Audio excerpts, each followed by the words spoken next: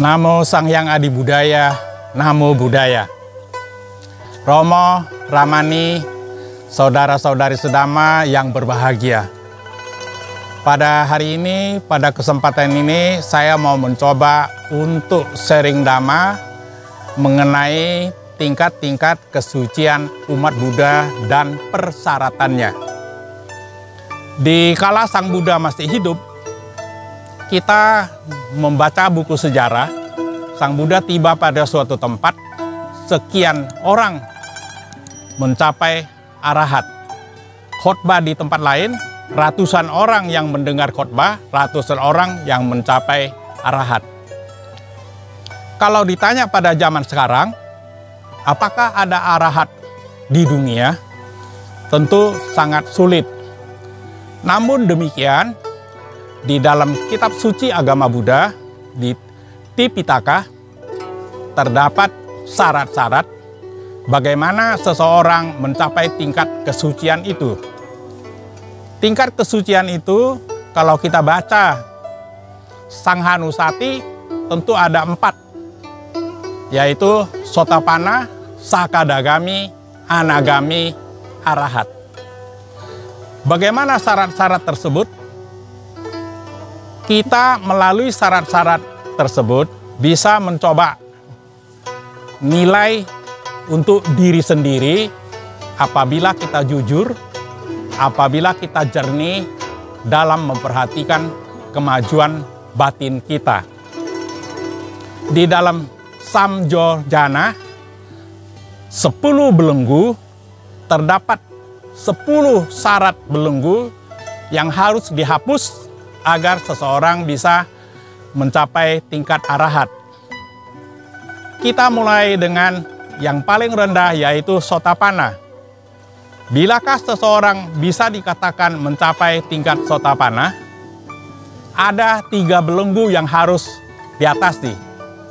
Pertama disebut Sakayaditi. Sakayaditi ini adalah seseorang yang mempercayai adanya diri yang kekal. Seseorang yang selalu terikat kepada Sang Aku. Siapakah mereka? Kita semua apabila setiap saat mementingkan diri sendiri, memiliki keakuan yang tinggi, kita sesungguhnya terbelenggu dengan Sakayaditi. Bagaimana contohnya? Kalau suatu pesta, makanan siap, dianjurkan makan, orang berlomba-lomba lari ke depan untuk mendapat makanan pertama, itu tentu Sang Akunya kuat. Apabila ada acara keagamaan, ada biku yang sangat populer, kita berebut supaya kita menyerahkan dana kepada biku populer tersebut. Itu juga memiliki Sang Aku yang kuat. Jadi segala sesuatu tindakan-tindakan, apabila kita selalu mencoba memikirkan diri sendiri, di sana belenggu Sakayaditi terdapat. Bisakah kita misalnya di suatu acara yang sangat panas, kita semua haus, tiba-tiba minuman datang. Kemudian kita berkata, biarlah yang lain dulu mengambil minuman itu. Kalau nanti ada sisa, baru saya ambil. Itu orang yang sudah bebas dari Sang Aku, bebas dari mementingkan diri sendiri. Jadi itu adalah syarat pertama. Bisakah kita lemahkan? Bisakah kita hapus? Yang kedua adalah Wicikica. Wicikica ini artinya keraguan-raguan. Keraguan-raguan kepada Sang Buddha, kepada Dhamma, kepada Sangha, tidak percaya pada hukum-hukum kebenaran. Seolah-olah apa yang kita buat tidak ada akibatnya. Orang-orang yang memiliki keraguan terhadap Buddha, Dhamma, dan Sangha itu seseorang yang masih terbelenggu dengan yang kedua. Belenggu yang ketiga adalah Silabataparamasa. Seseorang yang terikat pada upacara keagamaan. Misalnya, seseorang yang merasa apabila telah melakukan kejahatan, kesalahan, kemudian dia membuat suatu upacara keagamaan, seolah-olah melalui upacara itu dia bisa bebas dari kesalahan kejahatan itu. Jadi terikat kepada upacara-upacara juga merupakan sesuatu belenggu yang sesungguhnya bisa kita tidak mencapai kesucian. Jadi Sotapana artinya memasuki arus untuk mencapai pembebasan. Kemudian itu artinya harus melemahkan 3 belenggu pertama. Jadi melemahkan, tidak terikat. Kita masih ada tapi sudah dilemahkan. Kita memasuki arus untuk bisa lahir 7 kali lagi yang disebut dengan Sotapana. Diawali memasuki arus itu Sotapana, maga, masih di jalan. Sotapana pala sudah mencapai tujuan. Jadi orang yang sudah mencapai Sotapana butuh 7 kali lahir di dunia. Apalagi kita yang belum mencapai Sotapana berarti harus lahir lebih dari 7 kali. Kalau ada seseorang yang sudah bisa menghapus ketiga belenggu itu, dia disebut mencapai Sakadagami. Sakadagami artinya akan kembali lagi lahir sebagai manusia di alam manusia. Belenggu yang keempat, Kamaraga. Kama huruf M-nya 1, artinya nafsu indria. Seseorang yang terikat kepada nafsu indria, selalu terikat kepada makanan, terikat kepada pendengaran, ingin mendengar lagu, di mana ada kehadiran, dengan susah payah kita mencoba untuk mendapatkannya. Jadi, seseorang yang ingin selalu mencari makanan yang enak-enak, itu semua nafsu indria jasmani.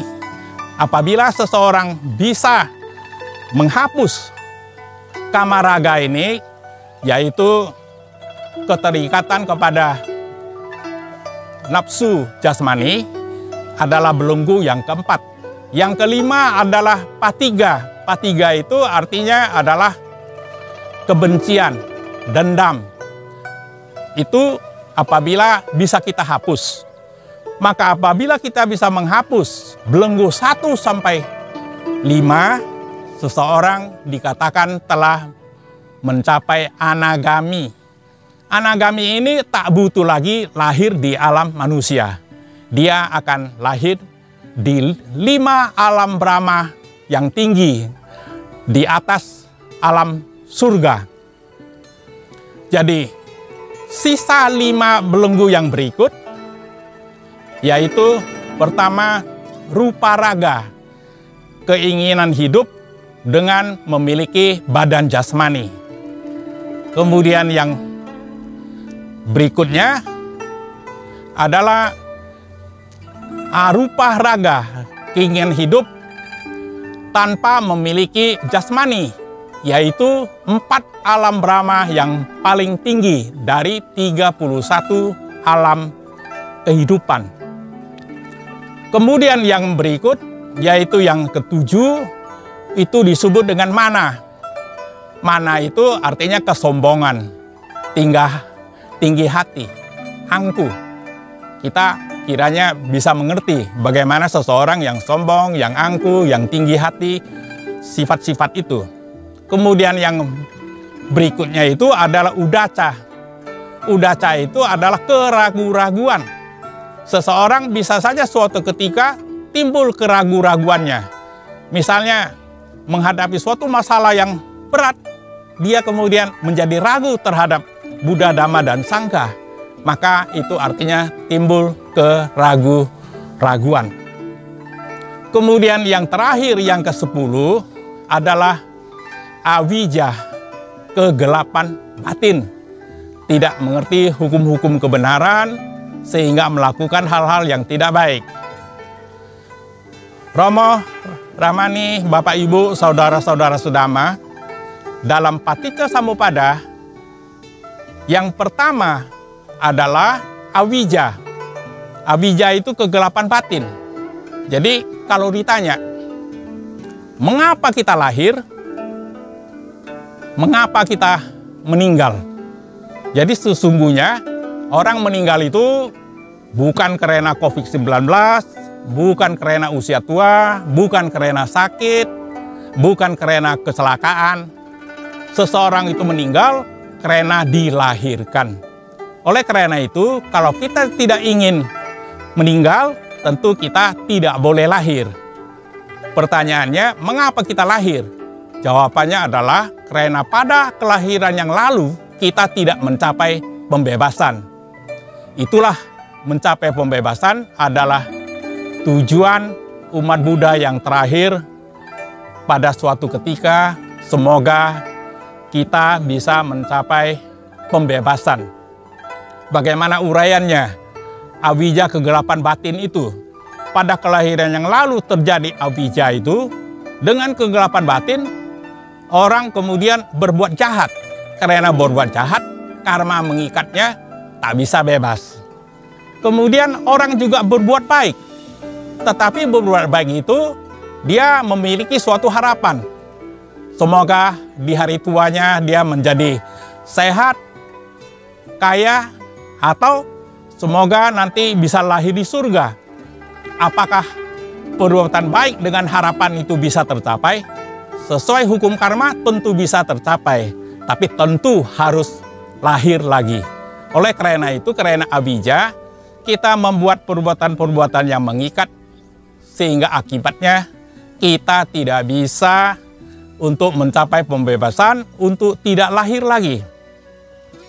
Melalui 10 syarat, 10 belenggu ini, kita dengan hati yang jernih, dengan pikiran yang bersih, sesungguhnya kita bisa coba menilai diri kita sendiri. Apakah belenggu-belenggu itu masih sangat kuat mencengkram kita?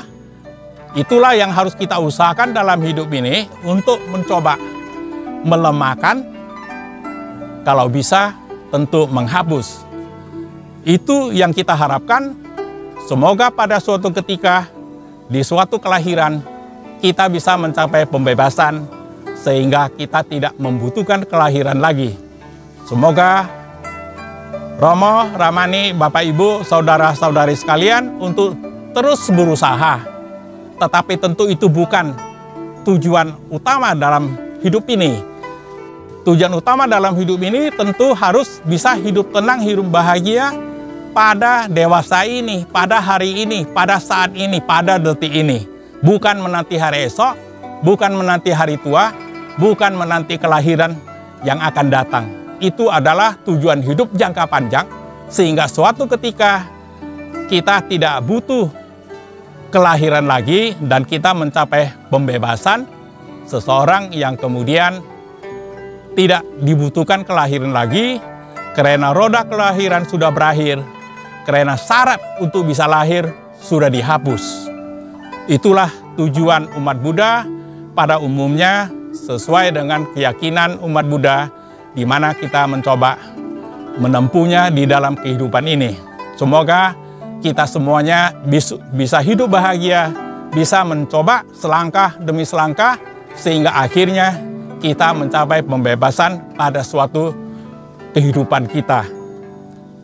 Demikian yang dapat saya sampaikan pada hari ini. Semoga bermanfaat bagi Romo, Ramani, Bapak, Ibu, saudara-saudari sekalian.